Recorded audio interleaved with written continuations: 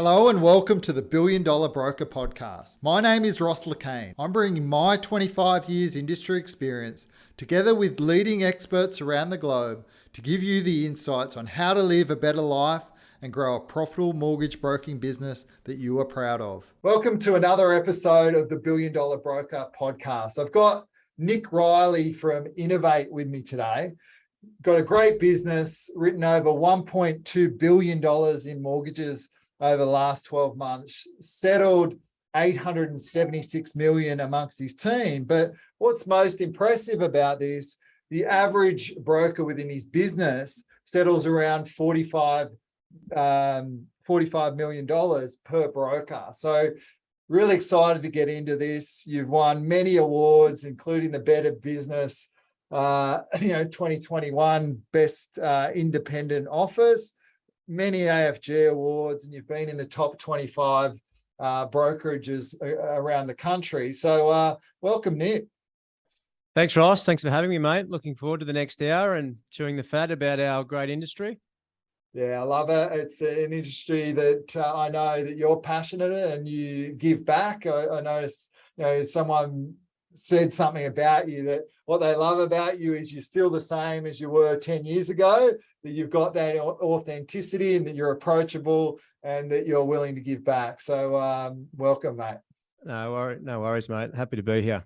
All right. So tell me again, I love to get the story. So you started the business about 15 years ago and tell me how you got started. That's spot on, mate. So July 2007, I actually got the MFAA 15-year recognition certificate just last week in the post. So it's been just on 15 years. I guess I fell into the industry. I didn't enjoy university. I didn't enjoy going to university, so I went and got a job through a friend of mine, which was basically working as a CSM, is what we would call them today, or a file manager back then in mortgage broking.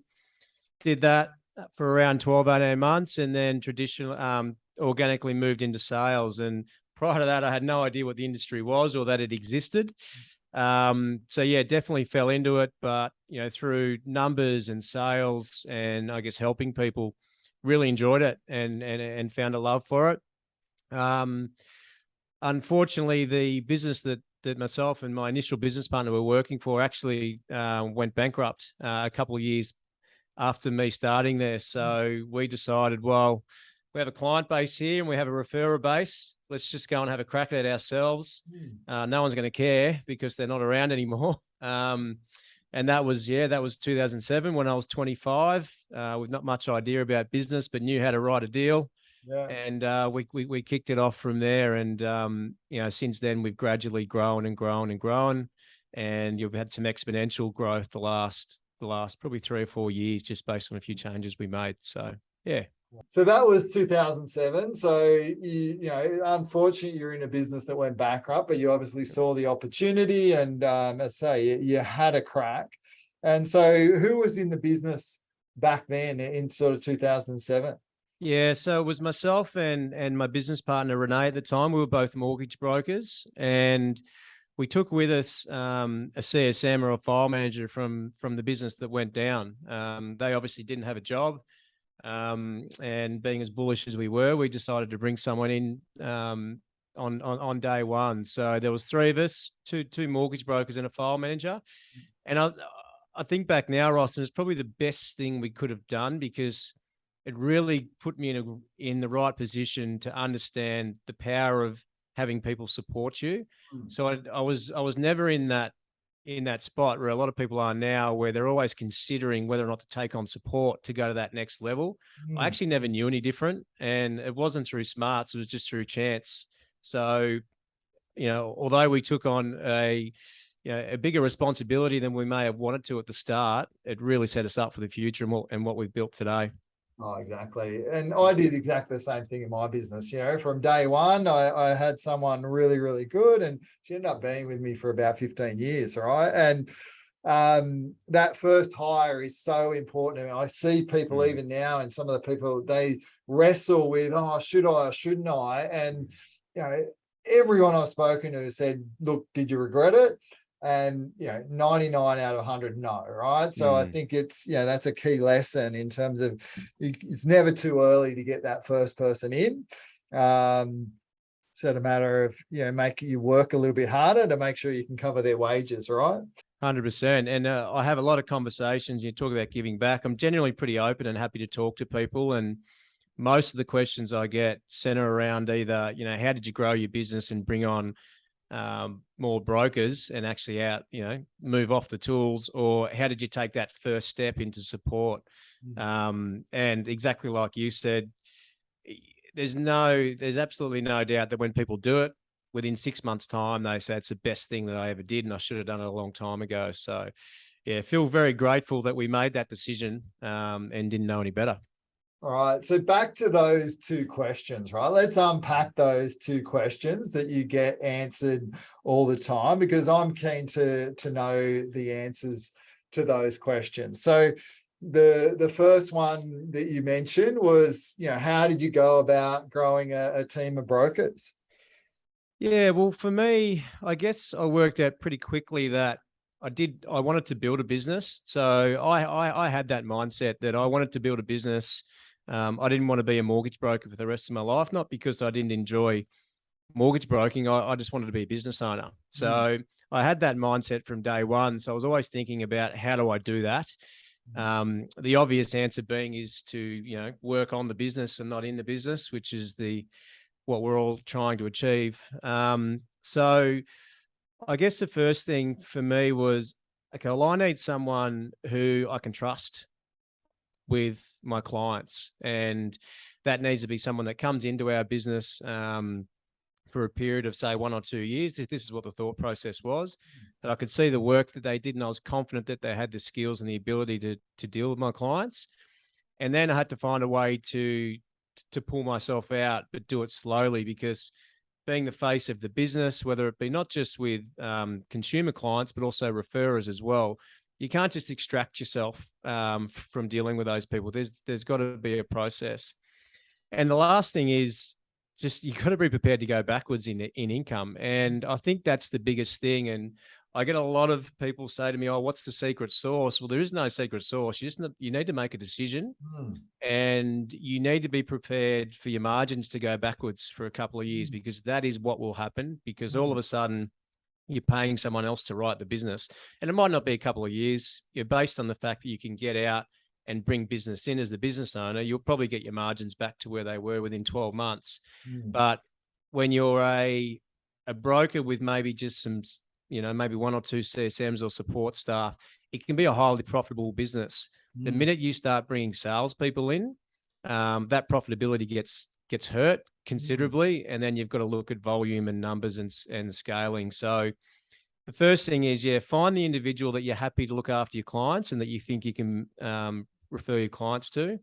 And then the second thing is, be prepared to go backwards in income for a period of at least 12 months. And that's easier said than done, right? When you're used to earning a certain level of income, having the vision of where you want to take. And I quite often talk to people, because I think this is an important juncture, right? And people at different levels of growth get to these juncture, and you've got the vision that, hey, I want to create that. But at this point in time, you don't know that that's going to work, right? You don't know that that's going to work, but you know that you're going to have to take a hit in income to go to that next level. And this is part of getting out of the comfort zone, that a lot of brokers get to that point and they're not willing to give up something that's working for something that they may not work, right? And this,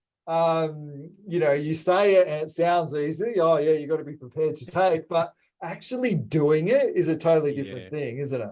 Yeah, it is difficult, but I think as brokers, we're very good with numbers, so we can prepare. So, if you just bank some money and get ready to go, backwards for a little while, not backwards, but down. But I think if you're a broker and you've got yourself to the position where you're considering putting on support, or you're considering putting on another broker, you've got yourself there. So you've obviously got the ability to generate business, and you obviously have a good client base, because otherwise you wouldn't be at the level where you're thinking about that. So just back yourself like you did when you first went out to be a mortgage broker, and you'll make it happen. And I think I actually think it's a lot easier these days than what it was when I did it. And the reason I think that is you've got the role that's pretty common now of what we call in our business of a lending analyst. And that is someone who really just sits alongside of our brokers, pretty much has the ability to be a broker, but just doesn't do the client-facing activity. So, these days you could maybe bring in a lending analyst, which could take you from maybe a 40 or 50 mil broker to a 70 or 80 mil, 90 mil broker. Someone just doing all the work, all the stuff that bogs you down, so you can focus on seeing more clients. And then that lending analyst could then become a broker in due course as they get more comfortable speaking with clients. So I think with some of the roles that we've created in the industry in the last 5-6 years, it's a lot easier now to then just going and getting a broker to come into your office, hoping they're going to work out, not knowing if they are or not. And if they don't, it can be quite detrimental to your business. So I think you can almost test how it's going to work with a lending analyst now, or a credit analyst, depending on what you want to call them. But that's what I would be doing now. If I did it again, I would be bringing someone in as a lending analyst, writing my absolute maximum, which might be 100 mil, and then building from there. Yeah, that's probably what I'd say that I've noticed lately, that it's a little bit easier. Definitely. And that was, back in the day, what we did within our business, right? We got them on board, they worked their way up, they did that lending analyst role that you mentioned.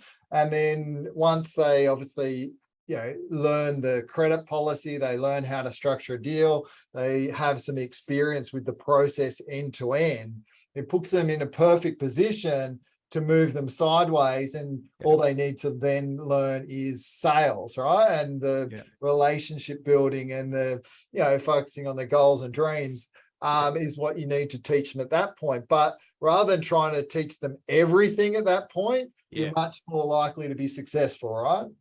100%. And I think back, just listening to what you mentioned about your business, but we kind of did that really just with a mortgage broker. So I had a particular broker in the office that I'd had for a year or two, maybe, I can't quite remember, but he was the one that I trusted with my clients.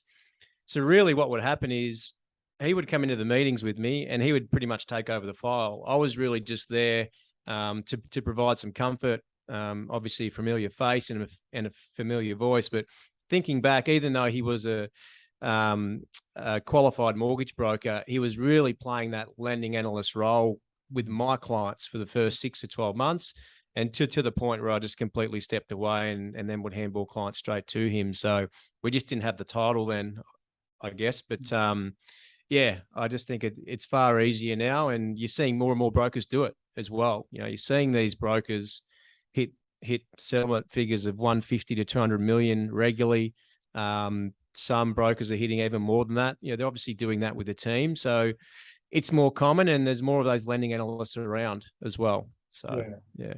Definitely. So let's talk a little bit more around, all right, so you've got yourself to the point where, you've got that person that you sort of can trust to take on your clients and to look to step out and then take that management role. What were some of the lessons that you had to learn? Because you said you had no idea as a business owner, you sort of got in. What were some of the lessons that you had to learn before you sort of made it work and got the last 3 or 4 years where you've got some steady growth at that point? Yeah, look, I think for me, it was almost committing to the growth, Ross. We were organically growing, I guess. You were adding brokers, every year we'd add a couple of brokers, and we're organically growing.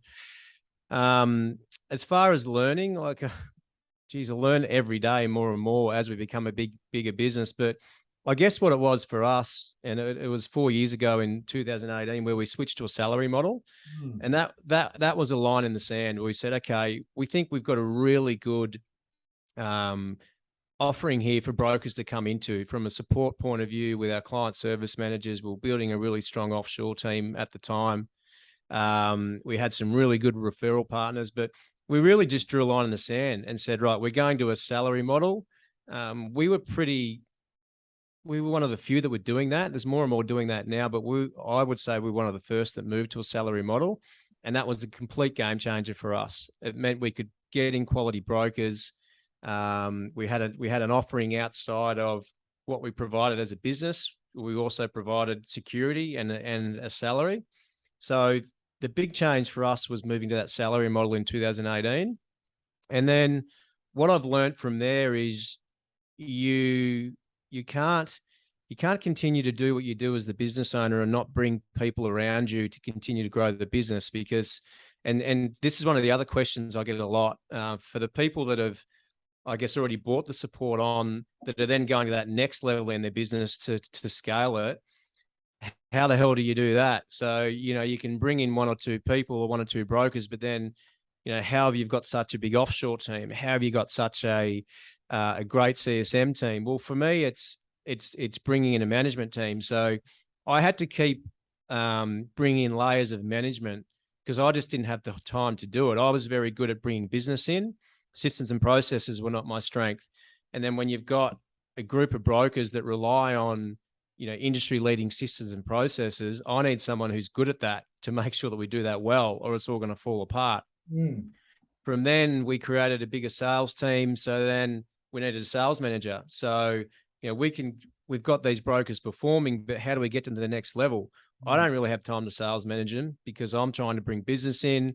Our GM or Geordie is looking after systems and processes. We've got 18 brokers now. We need a sales manager. So I worked out really quickly that I needed help, and I needed to understand who was skilled in different areas and then bring them into the business or promote them within the business to focus on those areas. So we've got a leadership team now that's 5 strong, and 5 of those, all of those leaders. Go through the roles in those 5 for me. Yep. So we've got myself as a managing director. We've got Jordan Morrison, who most people in the industry will know, who's our general manager. Alex Bryce is our operations leader, so he leads the CSM team. Marty Vidakovic is our sales manager, and Caden Williams is our key account manager. So I would suggest we've got 5 leaders in the business who don't generate revenue directly, and that is very unique. And I think that is where a lot of businesses in our industry go wrong. You've got the director that's trying to write business with support underneath them because it's very profitable to do that. And then they're also trying to build a business out. They're trying to do all these other things. And I talk about going backwards when you first bring that broker in. You go further backwards when you decide to scale like we have. And it's 2 or 3 years of hard work, but the rewards, they definitely do come. But we continue to add new roles that don't exist in our business every 6 to 9 months. So that's probably been the biggest learning, and almost not that we've corporatized the business, but we're getting towards that corporate structure where you need different leaders who are only focused on making the business better, not generating revenue. Exactly. And I think, what I see from that, and one of the things that we talk about in the coaching program I'm part of, is who, not how, right? So it's not, how is Nick, as the managing director, going to do it himself? It's who can I get to do this role? Who can I get that's expert in systems and operations to run operations? Who can I get that's a gun at sales and sales manager to manage my sales team, right? So it's that whole who, not how principle. And there's a great book for those who want to read that book that's all around this, right? Around you inspire the vision, where you want to get to and where, and that's your role as the sort of the CEO of the business, but who can help you to implement these things? I think, that's what you've done really key there, is get those 5 people in that middle management sort of level to help drive those areas for you. 100%. And as I said, I'm the first one to suggest that I couldn't do most of those roles. I'm good at promoting the business and the vision and the strategy, and that's what I see my job now as a leader. And I'm talk about learning. I'm doing a lot of learning myself at the moment. I'm doing courses on leadership and taking the business to the next level. And you're exactly right. Everything I'm learning, it's all about people, and it's all about giving people ability to make decisions underneath you, understanding their skill sets, and letting them progress and do things better than what you probably could have done. Mm. So talk to me on that note. How important is culture in your business? Oh, culture for us is everything, really. It's particularly now because there's obviously massive retention issues, not just in our industry, but in all industries in this country. So it's very hard to hire quality, and it's very hard to retain quality. So you need to have something in your business outside of how much people are earning or how much people are writing from a sales point of view. And we've always really been really proud of our culture, and we've always had a really high retention rate in our business ever since 2007. Very rarely do people leave our business, so it's always been a big focus for us. I guess it's become more of a focus post-COVID. Going through COVID, it was difficult to maintain culture, and most people would agree with that. You had all of your staff sitting at home; they weren't in the office anymore, bonding. We've got a great young team, and they enjoy hanging out together. So to lose that over COVID really made it clear how important it was. And, things like little issues that aren't really issues became issues because people weren't in together collaborating as a team. So for us, it was important to get culture back really quickly. And now, as I discussed, with the ability or the inability to recruit at times, you really need to make sure you retain, and there needs to be something there bigger and better than income. And so we spend a lot of time on creating that through wellness. We promote wellness. We've just implemented a ESG program. Just having a value proposition for our business that's outside of sales and numbers and income. So spend a lot of time on it, mate. I guess I rambled a bit there, but we do spend a lot of time on our culture. Yeah, exactly. And one of the points we were going to talk about is productivity per broker, right? And yes, we can talk about productivity per broker, but what underlines that, what the foundations of building a business that has productivity per broker is exactly what we just spoke about, isn't it? It's about the culture that builds those foundations to be able to allow people to be engaged, to be able to write volume. So what are some of the other areas, that you really support your brokers? Because, $45 million average settlement per broker and having 18 brokers is excellent, right? In terms of from an industry standard. So tell me some of the points that allow you to, and your focus that you mentioned off air around that productivity per broker. Yeah, well, I guess we've taken a stance that it shouldn't just be the brokers that, number one, want to take risk, or number two, want to work 80 hours a week that get to 100 mil in a 12-month period. And we've got it's not documented, but we suggest, why can't we get all of our brokers to 100 mil a year? And why not is the answer. And not only do we get them to 100 mil, but let's get them there sustainably. So they shouldn't have to work 80 hours a week to get there. So obviously at 45 mil, we're still a long way away, but it's just something that we continuously try and improve. So for us, we challenge our brokers to go to that next step. So I guess what we say is, once you get to sort of 4 mil a month consistently, or 45 mil a year within our normal ecosystem, and that is, we have an onshore team of CSMs, and we have an offshore team of 30 plus that support our CSM. So any broker in our business, they will see the client up front, and they will package the deal to come into the office. Once the deal comes into the office, all of the application and whatnot is all handled then from our team all the way through to settlement in conjunction with the broker. So the broker is still involved, still gets heavily involved when it comes to credit decisions, assisting with loan contracts and whatnot. But there is just a general level, which most businesses have now, of support to see the deal through to settlement once it's lodged. We've then created a couple of more roles beyond that brokers can can challenge themselves and can take on individual support if they wish to. So we've got stepping stones that get the broker from 45 mil to 75 to 80 mil by taking on another level of support, which is an offshore role purely dedicated to that broker, which probably saves them 2 or 3 hours a day, just collating files, going through bank statements, putting pay slips together, understanding serviceability and whatnot. And that's a role that we give to the broker. Well, when we give that individual to the broker to work with, they're ready to go. We train them. They've got some knowledge, and the broker will then just train them, to fit in with the way that they do things. So we've created a role that a broker can leverage off to go from 45 to say 75 mil.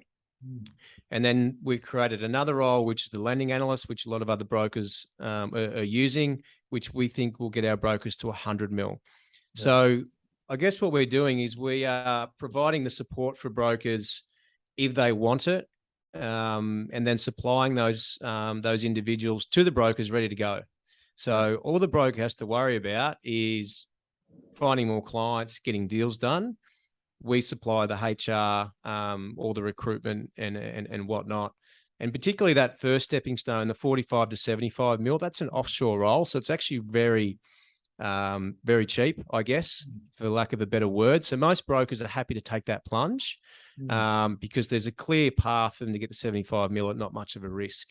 And that's working really well for us. And our argument is, well, what's the point of finding new brokers? We might as well keep getting our brokers to higher levels and helping them write that business sustainably. Yeah, love it. And, I think for a lot of brokers out there, they hit that, 3 or 4 mil ceiling, as you mentioned there, and they get to that point where, some of them cap out because they don't prepared to invest and, they want to control it all. And so they get stuck at around that level, right? So I think that's key, that you help them with that first investment. And, from my studies and from what I'm working with other brokers, I agree, right? You can get up to that 75, 80 mil with that first person. Then the next person is that, that you call it a lending analyst. Some people call it a credit analyst, people who can basically structure a deal, right? So you can give them a half-baked scenario and they can go ahead and structure a deal and do the serviceability and come up with a solution, right? So that person, is that in-house or offshore, that lending analyst? That's in-house. That's someone, it's in-house for the moment, but we keep challenging ourselves on what can go offshore, because our offshore team just continues to impress us, really. They're just next level. And I think most businesses that have really invested in offshore and have an offshore team would say the same. They can just continue to push stuff offshore. So for us, it's onshore at the moment. But yeah, watch this space, I guess. We'd love to take it offshore. Not just for cost, but just access to talent is the main reason. It's hard to find people here. So and at the moment, and I know we spoke about this, but are you growing your lending analysts are they your next brokers within the sort of Inovayt journey, like the ones that are in-house? Yeah, we think so. We're not that far into the journey with the lending analysts, but bringing people through to mortgage brokers is a big focus for us now. It hasn't been in the past. We've been able to hire, but one of the big focal points for us is, okay, well, how do we bring brokers through the business, whether they're CSMs, whether they're lending analysts? So the CSM role has been one that we have used traditionally to bring brokers through. And that's worked really well in the past, where we'd probably bring 2 CSMs through a year of late that would then go into brokers and go into fantastic brokers, the ones that we've brought through the system. But now that we've got the lending analyst role, that organically, that will definitely happen, and that will be a focus for us. Those that do want to go to that next level, it's perfect, right? They're pretty much already brokers, as you've rightfully pointed out. They pretty much structure a deal, so that's definitely a big focus for us. Getting more lending analysts into the business, getting more brokers to that 100 mil mark, and then helping those lending analysts become brokers themselves. Yeah, good, love it. So in terms of, and that's obviously the goal, to get productivity per broker, but in terms of obviously to get that, there's another part of it, right? Which is the lead generation side, which is where a lot of brokers. So tell me how you go about sort of, generating that so that you can feed $100 million worth of business for these guys. Yeah, well, we've always been a referral based business, so we've worked closely with real estate agents in the past. We've got a reasonable size builder that does about 900 to 1,000 homes a year that we work with. So it's definitely been referrers in the past, but what we're realizing now is that's not going to scale our business. For a couple of reasons. You're reliant on market conditions, and obviously you're reliant on a third party. So, but definitely real estate agents, we've probably built our business around them, and accountants, I would suggest. And, we've got a really compelling offer, I feel, for accountants, because we provide mortgages, obviously, resi and commercial. We have an asset finance division, and we also have a financial planning business as well, with 4 financial planners in that business that's been going since 2012. So for us as an account, as an offer to an accountant, we're really compelling because we can handle most of their financial services. So, there's little tricks around working with accountants and real estate agents. I built the business really through just picking the phones up and trying to get in front of people. And, I would ring every single real estate agent that I saw in a contract, service the hell out of them, and then we'd go from there. So, I think there's a lot of brokers, or there's a lot of relationships inside real estate groups that don't work that well, because there's just no real relationship there. It might be more of a lead gen system. So I think brokers just need to continuously be on the phones, continuously need to be in front of people. And it sounds old school, but it works. I would encourage brokers to almost act like a real estate agent. Hit your 100 calls a week, and you'll get results. And that's what I used to do when I started, and we kind of built it out from there. But I guess with the team that we have now and the different service offerings, it puts us in a really good position to go after big relationships. So, and that's my role in business now, is to go after those big relationships from a corporate point of view and try and handle a whole real estate network, not just a particular agent or agents, and then accounting businesses as well. But we're realizing now that that's not going to scale our business, and we want to have the ability to turn leads on quickly. So digital marketing is a big part of our future, and we've just committed probably our biggest investment ever, much bigger than bringing on some support staff. We've committed our biggest investment ever to build out our digital marketing presence, and probably 2 months into that journey now. We're looking to switch the leads on in the next month or 2. So yeah, we're a little bit nervous but confident. But that's the next phase for us, and just having some really good internal processes around educating our clients on what we do. Like, we've been in business since 2007, so making our clients, or helping our clients, understand how we can help them through the different service offerings that we have, having a good marketing platform, a good CRM. Like, we've gone down the journey with HubSpot, which has been great, building out our client journeys. Just going a little bit further than working with real estate agents. Yeah, love it. And you mentioned so many good things there, right? In terms of, obviously, you've got to be able to add value on many different levels to referral partners. And again, you didn't speak about what they can give me. It's about how you can be of value to their business. So I think that's the cornerstone of any referral relationship. Focus on the service that you can provide to them. And even when you mentioned, getting a contract for sale in, it's not about, I'd service the hell out of them to make sure that, hey, we've done something to earn the right to get a referral business. We've actually given something before we can get something. And, through all the successful brokers, what I see is that those who are prepared to put their stuff aside and really focus on how we can serve this, partnership, then that's the business that you're going to get from it.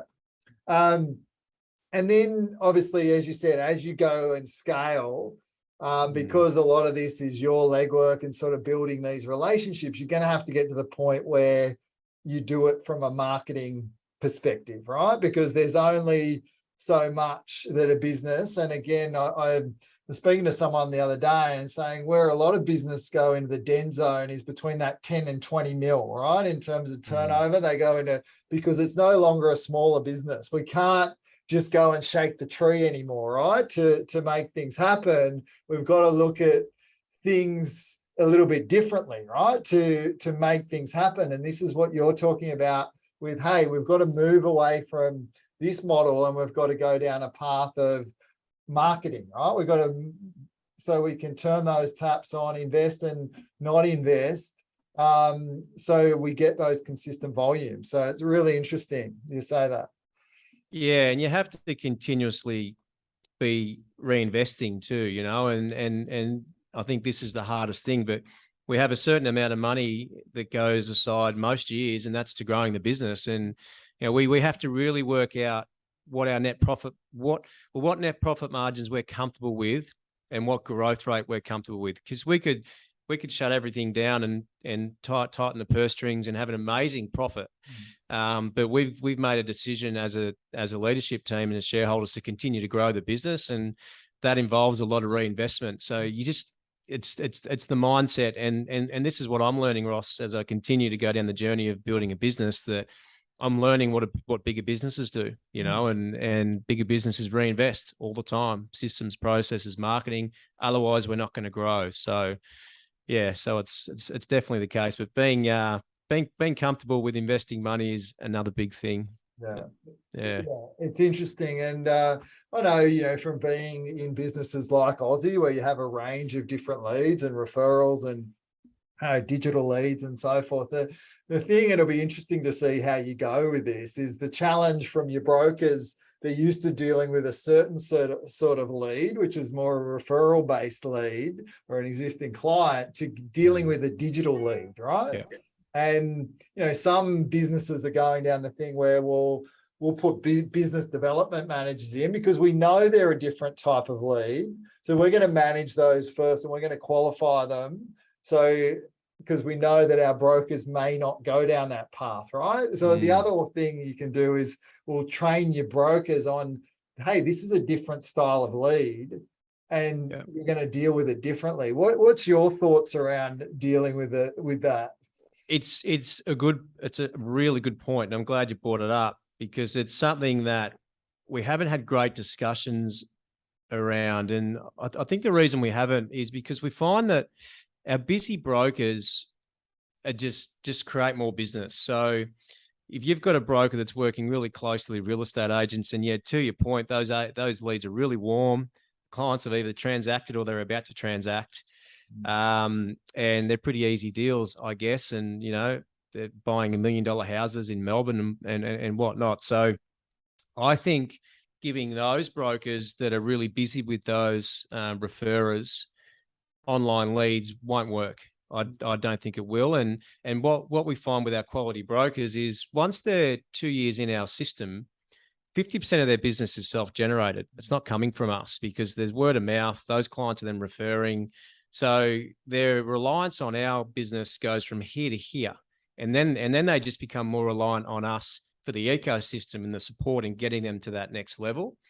So I guess where we see the online lead gen come in is really for the brokers that are new to the business, whether they're new to the business or not that far down the track as far as being in the industry goes, that are going to be willing to jump on those leads and work those leads until they get to a level where they've got their own pipeline.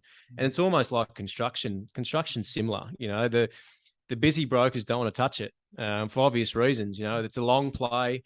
You generally got lower loan amounts, but our younger brokers come in and they're like, I'll have a crack at that because I'm talking to first homeowners are on my level. So I think we'll just have to be careful about who gets those leads. And if I look at a big part of growing our business, it's not just a lead gen, but it's bringing people in to be writers. And we're just going to have to be different as far as letting people come in who maybe aren't that experienced, and we need lead flow to get them experienced. They need to be constantly on the phones, ringing people, having setbacks, having conversations, getting deals over the line. So I just think it'll be used as a tool for new brokers coming in. Not so much the brokers that are, already flat out and can really generate their own lead flow.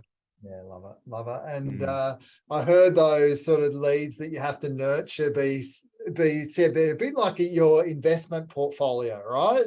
You're not gonna profit from them there. It's like that term deposit that you put in for 2 or 3 years time. Hey, I'll nurture them and I'll get it when it invests, right? We wouldn't, say, oh no, I don't want that. That's a shit term deposit. I'll throw it away. You wouldn't do that, right? You'd keep the certificate and you'd cash it in. And but I hear a lot of brokers saying that digital leads, oh, they're shit, they're crap or whatever. But again, you got to look at them in a different light. And you've also got to find a way or an efficient way to nurture them, and that's a big part of what we're doing with our digital marketing. It's not just about the lead gen. That's actually coming last. The first part of the group that's come in that's looking at what we're doing is building out our client journey. So when those leads do come in, and if they're not ready to go, what journey do they then go on to nurture them to get ready? Because we can't expect that we're going to scale and have brokers call these clients once a week and just see where they're up to. They have to come into our business and go on some sort of marketing journey based on where they are in their life cycle, so that when they are ready to transact, we're the ones that they call. So it's just finding a smart way to nurture those clients, which most big businesses do. And as I said, I'm saying big business and we're not there yet, but I think we're just getting away from that small business mortgage broker. We're now a legitimate financial services business, and we need to start thinking about how the other guys do it, which is why we're going down this journey. Yeah, love that. Love that. And there's so much truth in that, right? Because someone playing around on a website calculator or that sort of digital type lead, as you said, and I teach they can be in 3 areas, right? They can be cold, they can be warm, or they can be hot, right? And you need a nurture for the cold ones, you need a nurture for the warm ones, and you need a nurture process for the hot ones, right? Yeah. So because again, most brokers want them to walk in ready to go as a hot, but it doesn't happen that way, right? So love it. Yeah. I mean, we could talk for hours, right? We could. We're just sort of scratching the surface in terms of what we're getting into, and I'm really enjoying the chat. But I'm mindful of your time, and I want to wrap this up. So, in terms of one of the things I ask everyone, right? So, if you are a broker who wants to take your business to the next level, what do you think is your most important tip for somebody looking to do that? For me, it's find support within your business from a management point of view. Like if I look back at what's really putting us in a great position now, it's our leadership team. So, we spoke about bringing in a CSM depending on what your level is, or bringing in a lending analyst. That's great, but that'll still just be you and the lending analyst, or you and the CSM. If it's a business that you want to build, you need someone else that's going to build it with you, whether that's a general manager, sales manager, or whatnot. So as much as you're focusing on your support to write more business, start to think beyond that and think about, okay, well, who do I actually need to help me grow this thing? I've got all the ideas and I've got all connections with referrers and whatnot, but who's going to implement all these ideas, and who's going to make sure the ship still runs while I'm out there trying to start the business? So, I think for me, and as I said earlier, we just continue to find new roles in our business because these new roles come up, and we know that, Geordie, our general manager he's now starting to delegate because he just hasn't got the time to do the stuff that I used to get him to do. And he now really just focuses on projects. How do we make our business better? So, think beyond that CSM, think beyond that lending analyst, think about the key person in your business who's going to basically make shit happen for you, and then continue to build on those people. That's probably the one thing that's really changed the game for me, is bringing people around me. Yeah, love it. The old who, not how. is a game changer. And, I can see why you've got where you've got to. Obviously having that vision that, hey, I don't want to just be a broker. I want to create that business is really the takeaway that I've taken from you being the leader, setting that vision, doing the work, putting that personal development in to continue to grow yourself, to ultimately grow your people and grow the business. So much gold there, so much gold. Thanks so much for being part of the $1 Billion Broker podcast, Nick. No worries. Thanks for having me, mate. I enjoyed it. It's a good chat, and we could talk for hours, but we're both on schedule. So exactly. Yeah. So this has been another episode of the $1 Billion Broker podcast. A couple of ways if you'd like to stay in contact. We've got a Facebook group called the $1 Billion Broker. So join the private group. We put lots of free stuff there. If you want to subscribe to the podcast, we're on all the different channels, so you can subscribe there. If you'd like to learn more about us and our coaching programs, please reach out. Send me a message on LinkedIn or send an email to contact@rosslacane.com.au or visit our website, billiondolarbroker.com.au.